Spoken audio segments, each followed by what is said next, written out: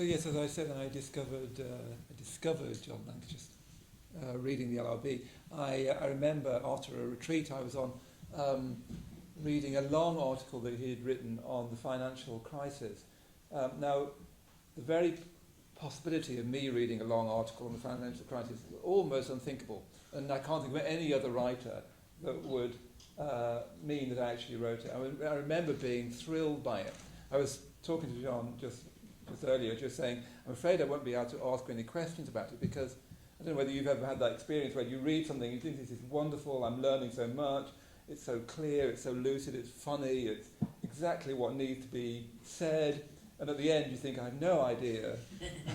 If someone said, then what was he saying? I wouldn't be able to say anything. So I can't ask him any questions about the financial crisis or about finance generally, because I can barely count. Anyway, wonderful article. I remember its wonder, but not any of its content. It also that article then became this, I thought, wonderfully entitled book, Whoops. I think that's one of the great titles, Whoops. A title about the banking crisis, they call it Whoops. Why everyone owes everything and no one can pay. He's also written a book called How to Speak Money, and a wonderful memoir about his parents, which I'll be asking him about. And then 4 novels. He's also written 4 novels, including Capital, that has been the BBC TV series. I watched the advert for it last night, only to discover that the man who plays a Polish builder comes to the centre. I thought I recognised him from the front cover of the book. Wonderful, wonderful novel, and I'm very excited to talk to him about it. So, ladies and gentlemen, John Lanchester.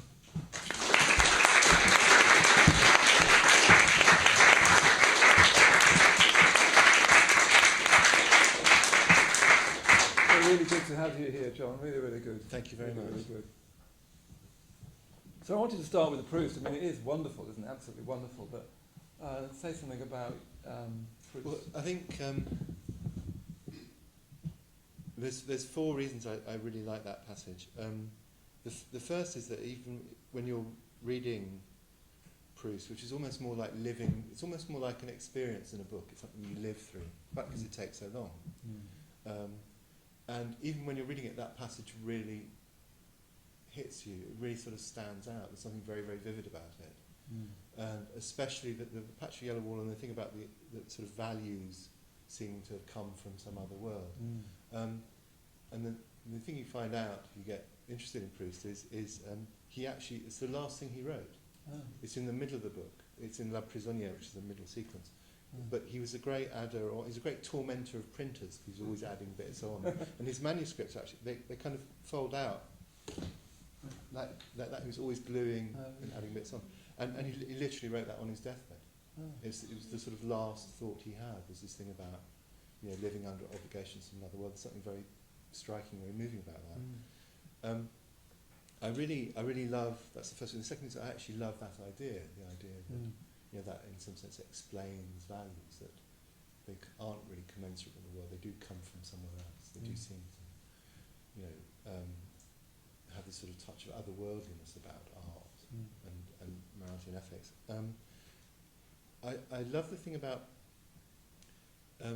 he reproaches himself. There's the thing about the Yellow Wall returns elsewhere, and Bergotte, who is a kind of brilliant young writer, who slightly turns into a hack.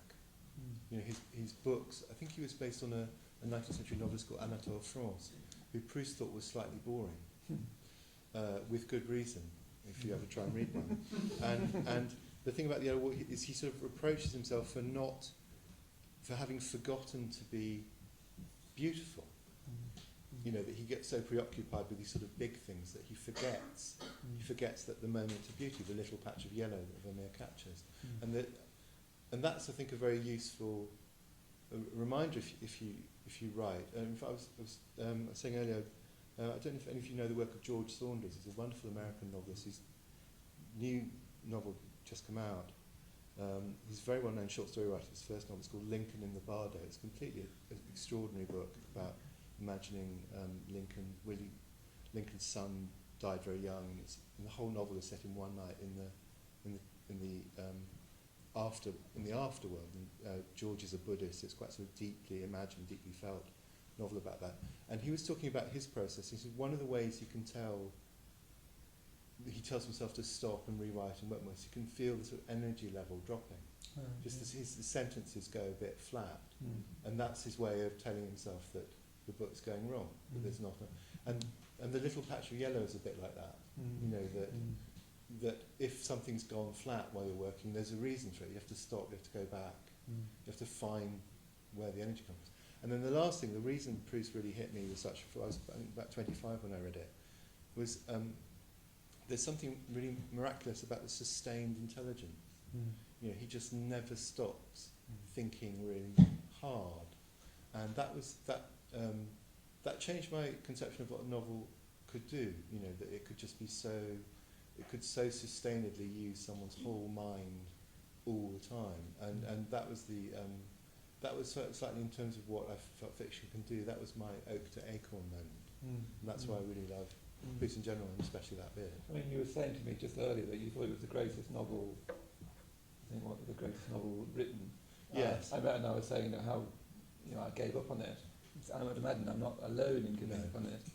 I know for a fact you're not, because a gazillion years ago I used to work at Penguin Classics, and one of the interesting things about that is you have the sales figures, you know, for everything.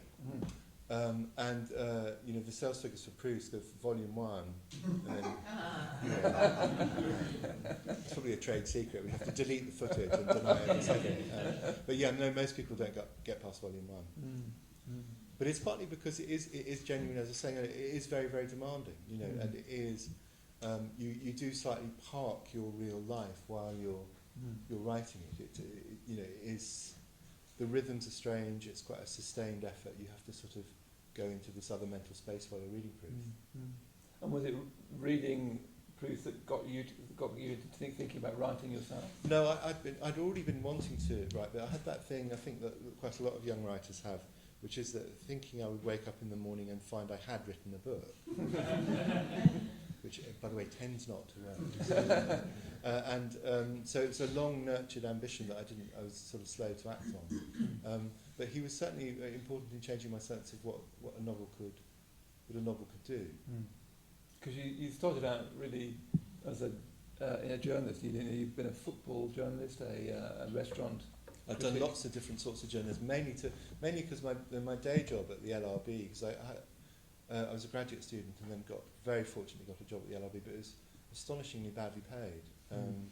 It was £5,000 a year I was earning at that point, and which isn't very much in London. And so I did lots of other things just to help pay the bills. But for most of that period, I mean, my first book did take about a novel called The Debt to Pleasure, and it did take about 5 years to write. It was very, very on and off, mainly because I kept losing confidence in it. And the main thing I learned from it, and the thing that has helped me a lot since, is I learned to ignore mood swings, because you know, books take a long time to write, and you do have days when you can't stand it, and rarer, but in some ways actually equally unhelpful days when you think it's great, and they can, you know, then you can go down the wrong track that way, so I learned from that I just had to, and in fact how I finished it by making a kind of, it sounds melodramatic to call it a suicide pact, but it was kind of contract or deal with myself that whatever else I did, I would finish that draft. I wouldn't necessarily show it to anyone or try and get it published anyway. It wouldn't necessarily let another pair of eyes alight on it, but I would actually finish that draft, and that helped me get to the end. So I want to go back to the books in a minute, but I wanted to ask a little bit more about your childhood and your parents. In your family, your memoir, Family Romance, you write very movingly about your mother and indeed your father. You speak about your father with real love. Your mother's an obviously a bit large and in some ways difficult character. Couldn't help feeling, reading the books, you've got your mother's Irish storytelling and your father's working in a bank. I wonder whether you might sort of introduce us to your parents. So, as I was saying to you, I was very struck by your father's experience of the war. Well, we were talking about that thing about our generations, and we're still living through the consequences of it. Yeah, my dad was born in Africa and brought up mainly in Hong Kong, and when the war was clearly imminent, I think there's a big thing around here, people being evacuated, women and children being evacuated from London. And there was an equivalent thing in Hong Kong that women and children were sent away from Hong Kong because it was thought that the Japanese might invade, as indeed they did. But his mother was a trained nurse, so she didn't leave. He left on his own, and had a very difficult. He was only about 10. Yeah, he was 11 when he went out, and so he had a difficult, rather isolated walk, because he literally didn't know a single. Went on a boat, one boat from Hong Kong, went to Canada, one to Australia. He went on the one to Australia, but didn't know anyone in the whole continent. And then the Japanese did invade. Hong Kong surrendered on Christmas Day, 1941, and they were then locked up in internment camp, concentration camp, call it what you like, for the duration of the war, 3 years, 9 months. And it was very, there was no communication. It was all very, very difficult for my father. And he then, when he turned 18, he volunteered for the army in Australia, which was quite a complicated moral choice because he knew his parents would want him not to. They just would want him to survive, but he felt obliged. And because he had flat feet, luckily, was trained as an interpreter. So he spoke fluent Japanese, because if you're trained as an interpreter in the Australian Army in 1945, then Japanese. So he ended up working for a bank in Asia, the Hong Kong and Shanghai Bank. And then, as a direct knock-on effect, I ended up being brought up in Hong Kong as well. So there's this curious thing that my, whole childhood background, everything was shaped by these things that happened in 1940, which I think wasn't that unusual for people our age. I think of it as a kind of watermark left over from the war. Yes, indeed. And then your mother's story was so very, very, very striking. Her sort of disguising, changing her age, disguising her the fact that she'd been a nun for 15 years. Yeah, well, that was my mother was the eldest of 8. They were born in the west of Ireland. They were very poor. There were 7 girls, of whom 5 at various points became nuns, because there wasn't much else to do with them if you were dirt poor. And it was the most prestigious, high status thing you could do. My mother was the eldest. She had odd experience. She was in and out of convents actually twice, because she was a novitiate, went in for a year, then left thinking it wouldn't suit her, and then she became a nurse. She got TB, which is a lot of TB in Ireland in the 40s. Fell in love with a fellow patient in the asylum, and they got engaged to be married, and then he suddenly died. And I think she took that as a sign from God that she wasn't meant to have a life out in the world. So that's when she rejoined and was then a nun for 15 years, almost entirely in India. She was a missionary in Madras, Chennai as now is, and then left in her late 30s, which is the age that people often do leave if they give up vocations, and came to London because she couldn't go home because there was such a massive disgrace. She left. She had 10 quid, a ticket to London, and the clothes she... Actually, no, she didn't have clothes. That's right. She only had her nun's habit. And came to London because she had a sister who was living here. And then met my father, and this is the thing that essentially I wrote the book to find out exactly what happened. And I got some of the story, but not all of it. But at that point, because of my dad's experiences of isolation and not knowing anyone in the whole of Australia, he was very keen to have a big family. They met because he was visiting his mother, and his mother and my mother taught at the same school. He was very keen to have a big family. My mother met, they got on really well. I think they started falling in love, and at which point I think my mother knew that he wanted a big family, and at that point she was 40. And I think her thinking was that if he'd known her real age, he wouldn't have married her, however much he liked her, because he wanted to have more. He didn't want to have an only child because he felt he suffered. So my mother very simply took her sister's identity. Well, I say very simply. It's a sort of I think she thought it was a single decisive act. Right. That with one bound, Julia was free. She applied for a passport in her youngest sister's name, second youngest sister's name, and made 10 years disappear from her biography. And that had all sorts of consequences. One of which is that the person on my birth certificate isn't my mother, which is quite odd. And it's especially odd now if you're trying to get an Irish passport.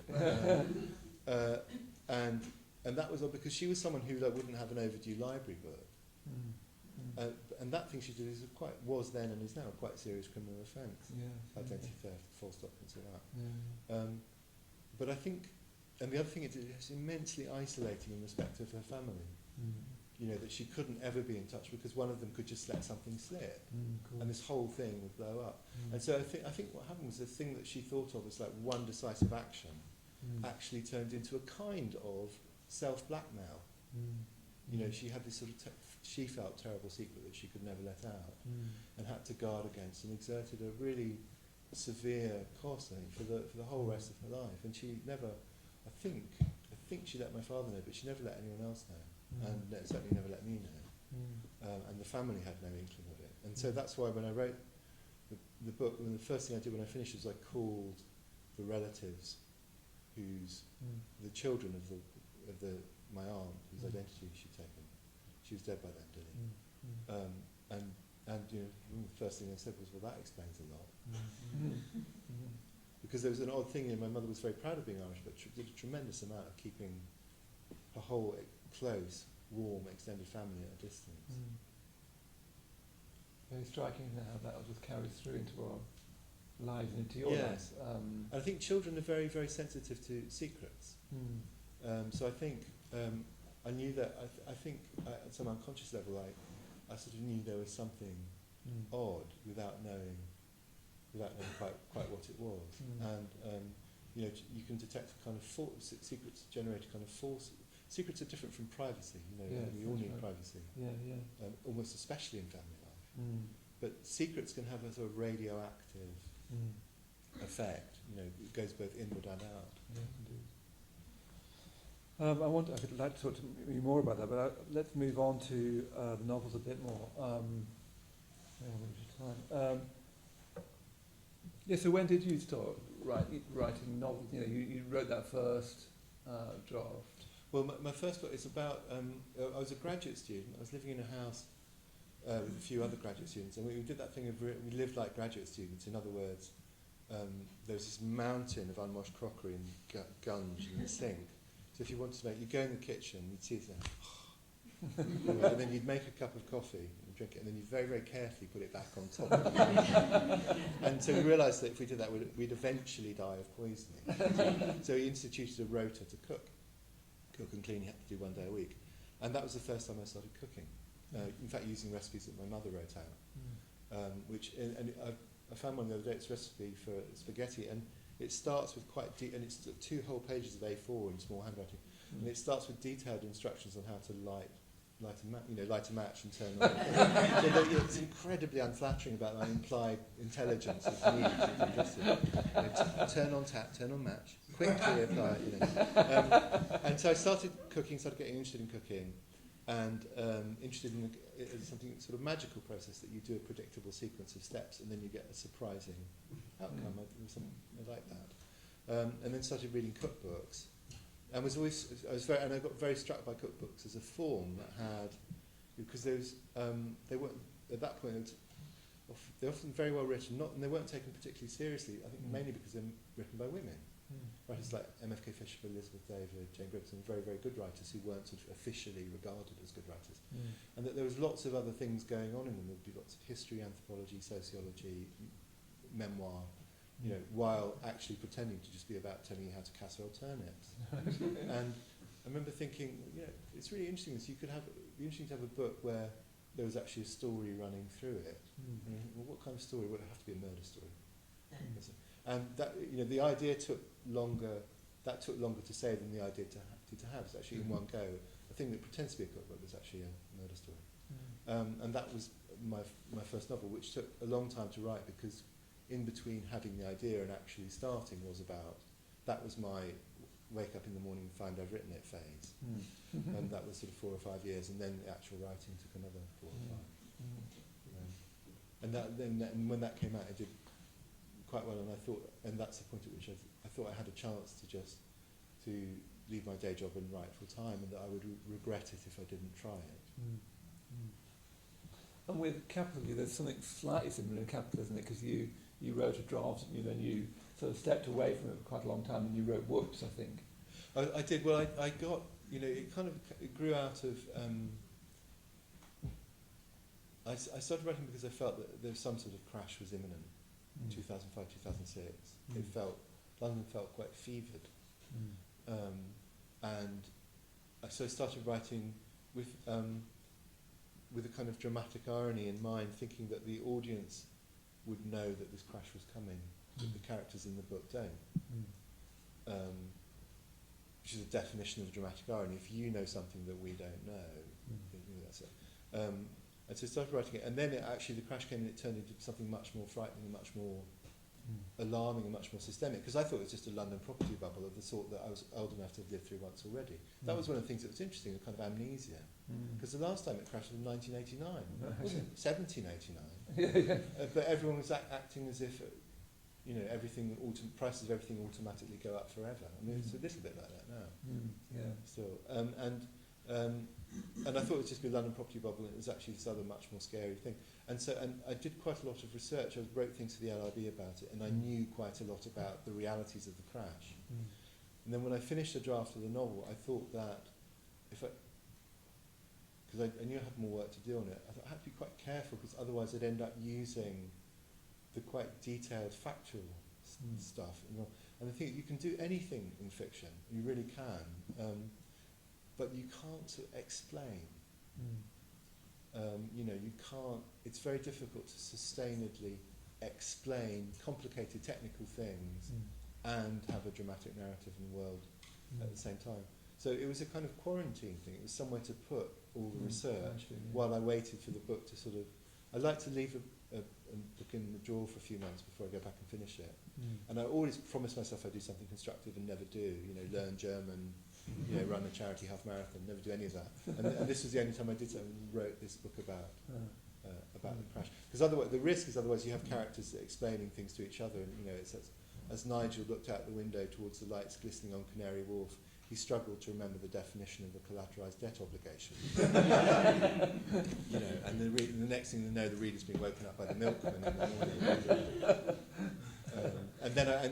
And actually it almost worked too well, because when I went back to finish Capital, it was like it was, because it was quite a wrench. It took a lot of time. It looked longer than I thought.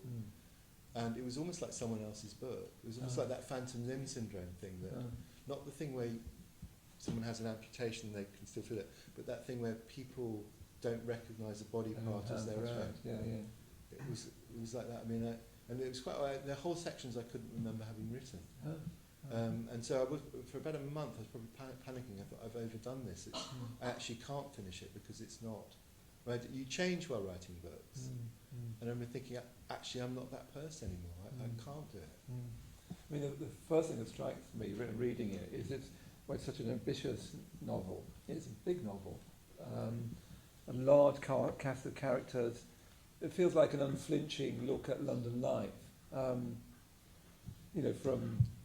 bank bonuses to Polish immigrants. Of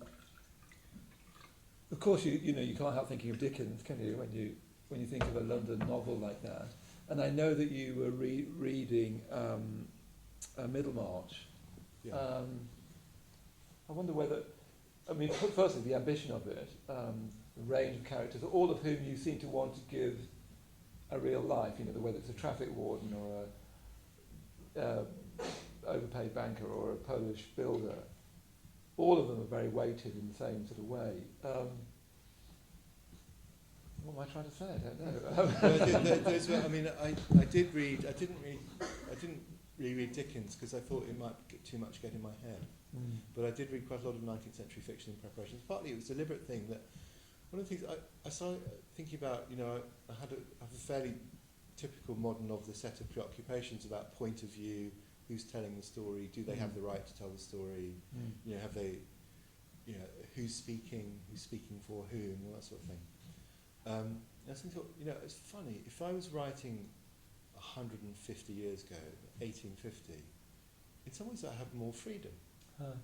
And it struck me as such an odd thought, because we think of ourselves as more liberated, having more permission to do more things. So, you know what, if I was writing in a freshly dipped quill pen, I would, you know, I regard myself as omniscient. I could go in and out of characters' heads any way I wanted. I could talk about them any way I wanted. I wouldn't have to have rules about what I do and don't know. And I thought, you know what, I'll have that full set of permission. I can do anything I want. And it was immensely liberating. It was really interesting and energizing thing. And it was also quite interesting for the permissions I didn't use, you know, the things that they, and one of them was the direct sort of sermon to the reader, which all the 19th century writers do. They kind of preach at you. And I sort of couldn't do that and sound like I was writing in 2010. But the other thing was that there's a thing I don't like about the English novel tradition, not in English, but very specifically English. And it's that there's a kind of moral, policing is the wrong word, but in English fiction there's a lot of pretending not to make moral judgments, but actually that's all the writer's doing. That, you know, people are completely morally summed up. They're like butterflies stuck on a pin, you know, and almost all the way through the tradition, from Austen through Dickens, Trollope, Thackeray, everybody, Eliot, you have that thing, you know exactly what you're supposed to think morally about everyone.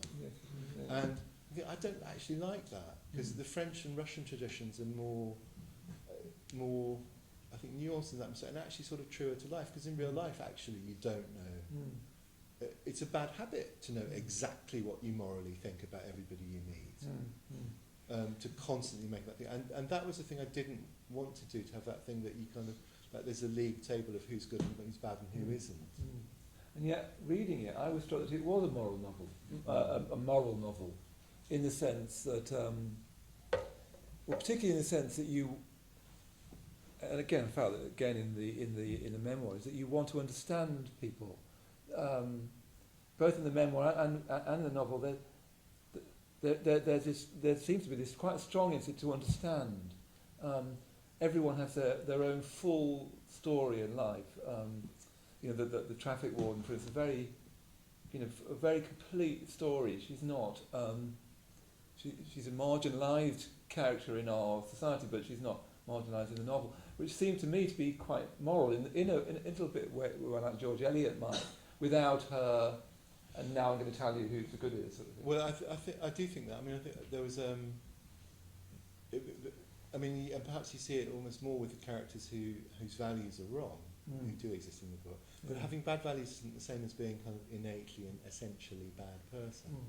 You know, you can have just there's a banker character in the book who I thought a lot of people would dislike. Actually, reacted more complicated than that. And I think partly because he's not a bad man, he's just very weak. And he takes on most of his values from the world around him. He's taken on the coloration. It's like that line of Shakespeare's, "My nature is subdued to what it works in, like the dyer's hand." And you know what, most of us are a bit like that. We have a touch of the dyer's hand about us. But I think that thing about people having equal weight, that was a thing that was in my mind. And I had a kind of, sometimes when you're writing, you have like a metaphor in the back of your head for what you're doing. And the metaphor I had was like billiard balls. They all weigh the same. You know, snooker or billiard balls. And so when the characters kind of collide and interact, you don't have a sense that such and such is a subordinate character, that when they all have that same mass about them. And there is also, it felt at times, a slightly Austen-like satire of modern manners, isn't it? You know, I mean, for instance, I love that thing that you talk about, competitive tiredness, for instance, you know, which everybody will recognise. There is an Austen-like satire on manners, you know, and her, you know, her incredible intelligence. Yes, no, I mean, I think if you describe any life really accurately, it ends up having a satirical component, because it's that thing, if you actually see yourself doing what you're doing, it is often quite funny. You know, we are. I think I only have one general idea about life. I can't remember where I said it, or indeed if I've said it in print, but it's that life is tragic in structure and comic in texture. It's tragic in structure because of what's inevitably going to happen to all of us, and it's comic in texture just because we can't stop ourselves. You know, we are just kind of slightly ridiculous all the time, especially when we're trying not to be. I mean, the other thing that really struck me about Capital is that you somehow managed to make something, you know, that I've lived in London for 30 years, but you make London exotic. I noticed reading it, walking around, hi there, come in. I don't know whether you've got anywhere to sit, but do come in. Grab yourself some cushions. I noticed that, where was I? You know, I've lived in London 30 years, and yet it actually helped me see London almost as an exotic sense. That it helped me be aware of what London really is. And it also, you know, I know it's sort of a historical novel, isn't it? Quite specifically a historical novel, even if it's recent history. But it also made the immediate moment feel historical. Well, I am quite interested in that. I think it's partly because of having grown up abroad that I think, you know, the way that this country's changed, the way that London in particular has changed over that time frame, it is the kind of change that places go through after revolutions and civil wars. I mean, it is really convulsive, and it's an unrecognisable place. And I remember when I was a kid, I'd pass through London and it seemed really grey and boring. You know, grey buildings, grey skies, grey people, grey food, you know, and no one would, you know, it just isn't that now. And I think I was very struck by it because I sort of came in the middle of the story, and I did want to catch it. I also think there's something interesting about historical novels about the very recent past. Right. Yeah. You know, catching things that, because we forget what's gone on. One of the things that has gone is that sense of obliviousness. You know, I remember at 2006. If you talk about a thing that comes up a lot, because I still sometimes write about the finance and politics stuff, is people ask about what's changed. And in terms of the system, the truthful answer is nothing, actually. There was a tremendous demand for all kinds of structural change, systemic change, and we didn't get it. One of the things that has changed is people's consciousness, because there was a kind of obliviousness, we're all fine, this is going to go on forever, feeling in 2005, 2006, and nobody thinks that now. No, and that was one of the things that I did deliberately want to try and catch, is that feeling where, you know, everyone's whistling on the edge of the cliff. I mean, the other thing you catch is you talk about parallel privacy, for instance. There's a sort of yearning almost at times reading the book for a community. That the book is very humane, very funny, but very humane towards all the characters, even the characters that you're clearly not supposed to like. Mark, for instance, you nevertheless feel for him, which I really like. There's something like Chekhov about that, where you can't rest your judgment in a way, but I forgot what I was saying, but anyway, what was it? About liking people and about the sort of equal... Yes. I'll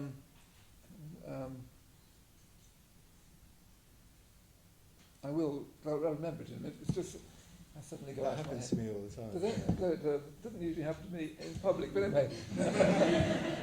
Can we cut that from the video when we do it? They'll use that as the trailer. That's what I was once on a book thing in.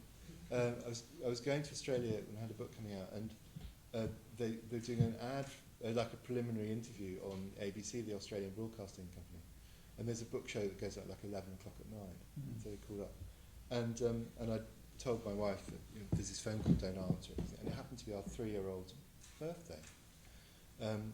So everyone comes to the party, and the phone rings, I'm on the phone to Australia, and the chap's saying something like, and do you think, you know, the modern novel can be described at which point my wife picks the phone and says, John, I've got 12 3-year-olds down here, they're going completely mental, you have to come here right now.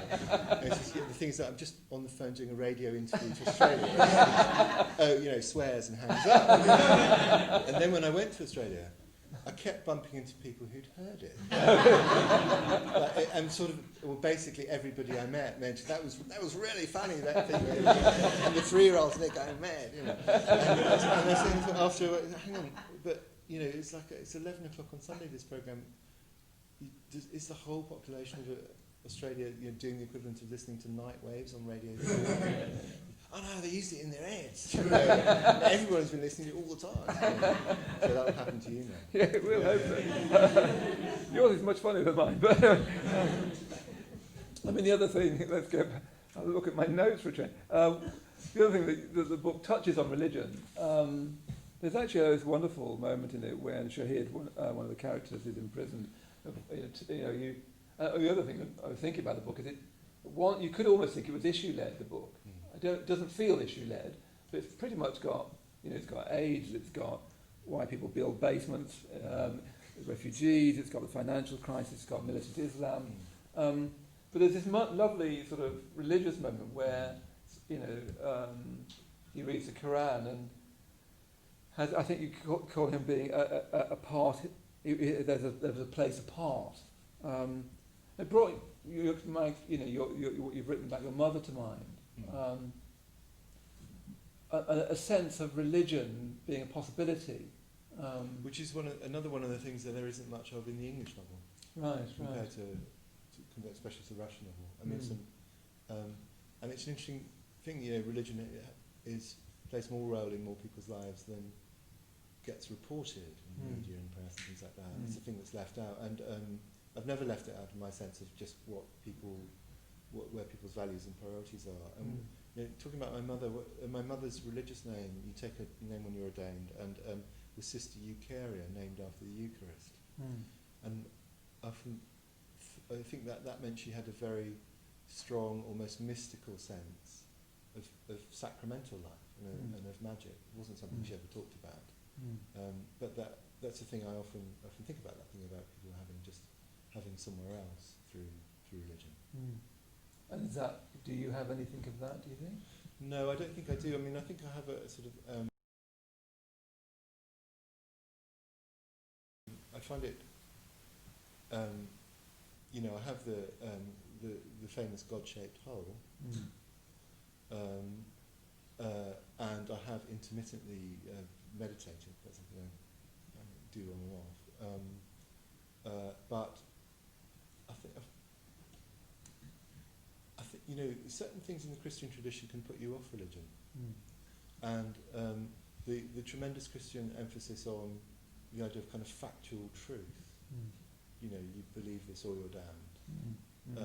Was quite an effective sort of homeopathic thing to stop it catching in my case. I know that's not true in other traditions. And for you, would you say that writing is your religion in a sense? And is it writing that gives your life meaning primarily? Or?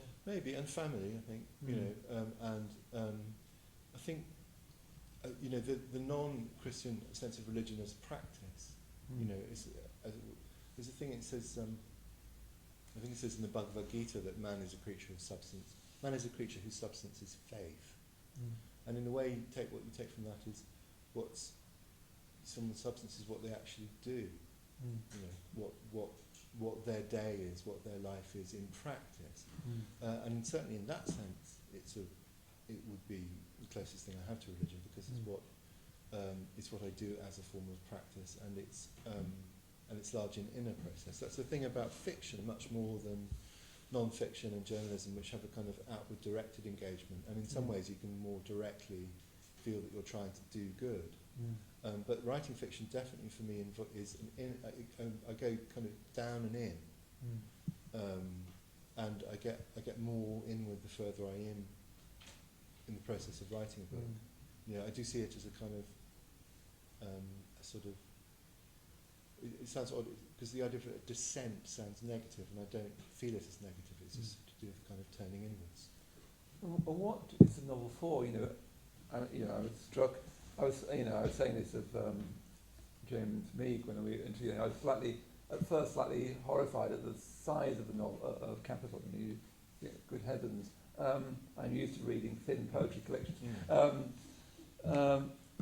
actually it's completely enthralling from, the first page, and by the end it's positively a page turner and was actually interrupting my life, but we won't go into that. Sorry. No, it's really good. I really needed an interruption, but that's another story. What's it for now? You could, in a way, you are using the tools of 19th century novel, and that is where the novel really came to. It's great, it's great, and it's told the story in Dickens and so on. Is it still a relevant form, and what does it do? What I think can it so. help I mean, us with? it's an odd one, this, because the metaphorical death of the novel is often pronounced, despite the fact that people are reading more of them than ever. Right. When people announce the death of something, it doesn't often correlate with the fact that it's self-evidently thriving. And I think the fact that it's like the thing about painting and photography. Newer forms don't supplant older forms. No. There was that moment when everyone thought that people would stop painting pictures because the camera had been invented. I think in some respects, the kinds of things that novels can do, which is about sustained engagement with other people's mental states. You can be inside someone else's head, inside someone else's life, wearing someone else's glasses, as it were, that are more important now. I think there are more, and I think the idea of our attention as a contested and valuable thing is really important. It's more and more clear that Saul Bellows had this astonishing thing. Someone who sort of, in some ways, wasn't much interested in what was new. There's an introduction to one of his collection of essays where he talks about the next the next El Dorado, the next equivalent of Spanish gold. The next El Dorado is actually the space inside people's heads. That's where you really be able to make a lot of proper money, which is an astonishing thing for a man with no interest in anything digital or electronic to have noticed 20 years ago. But that's completely true. That that is the equivalent of Aztec and Inca gold. It's the space inside people's heads. And so the project of securing people's attention in a sustained way to make them look at the world around them, to make them think about their own lives, to try and make them connect imaginatively, I think it's more important. It feels with Capital that you've quite consciously set out to help people connect imaginatively with a very broad range of person and lifestyle. I think the way, it's to do with seeing. I think if we just saw the world around us, we'd engage with it differently. I think that's one of the projects for me about things set here and now is that just to make people see what's right in front of them. But as George Orwell said, that it's actually one of the hardest things to see is the thing that's absolutely right in front of your face. And it's interesting. I think the things that we get that history will judge us for and say we got wrong are the things that are right there that we're refusing to look at. And just to finish, why do you write? Are you impelled to write? Are you compelled to write? I find I can't not. I don't know why. And I know. More people. There are definitely more people. The idea that writing is mainly about talent isn't, I think, true. Lots of people have talent for putting words together and expressing themselves. I think the thing that is quite unusual is just on the evidence unusual, and is, by the way, not at all correlated with talent, because there are lots of people who have it who can't write at all. Is just having to do it, and that I think is to do with, I don't know. It always goes back to that Proustian thing. Yeah, it's an itch I can't scratch. Other than that, I certainly, and I'd like to express it in terms of it's about making people see and leaving the world a better place. But that wouldn't actually be that wouldn't be true. It's something I do because I have no choice, or it feels as if I have no choice. It's a great place to finish. Thank you very much. Thank you.